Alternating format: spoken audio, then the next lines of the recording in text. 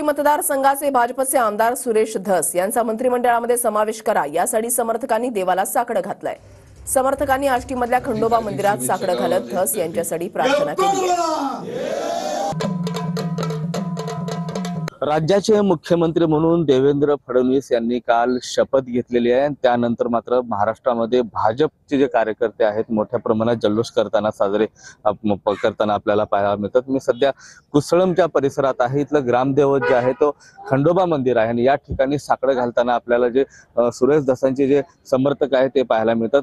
मुख्यमंत्री देवेंद्र फडणवीस आणि उपमुख्यमंत्री एकनाथ शिंदे जे आहेत त्यांच्यासाठी देखील शुभेच्छा म्हणून इथं साकडं घालण्यात आलेलं आहे। आणि एकंदरीत कुठेतरी जर बघितलं तर आता दुसऱ्या टप्प्यामध्ये कॅबिनेट मंत्री असेल किंवा मंत्रिमंडळाचा विस्तार असेल, त्या मंत्रिमंडळाच्या विस्तारामध्ये सुरेश धस यांना मंत्रिपद मिळावं।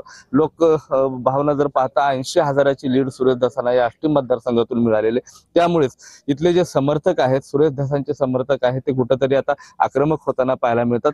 आता येणाऱ्या मंत्रिमंडळाच्या विस्तारात बीड जिल्ह्याला आणि खास करून आष्टीला मंत्रिपद मिळेल का याची उत्कंठा जी आहे त्या शिगेला पोहोचलेली आहे। कॅमेरा पर्सन अमित काळेसह मी महेंद्र कुमार मुधोळकर, टीव्ही 9 मराठी, आष्टी।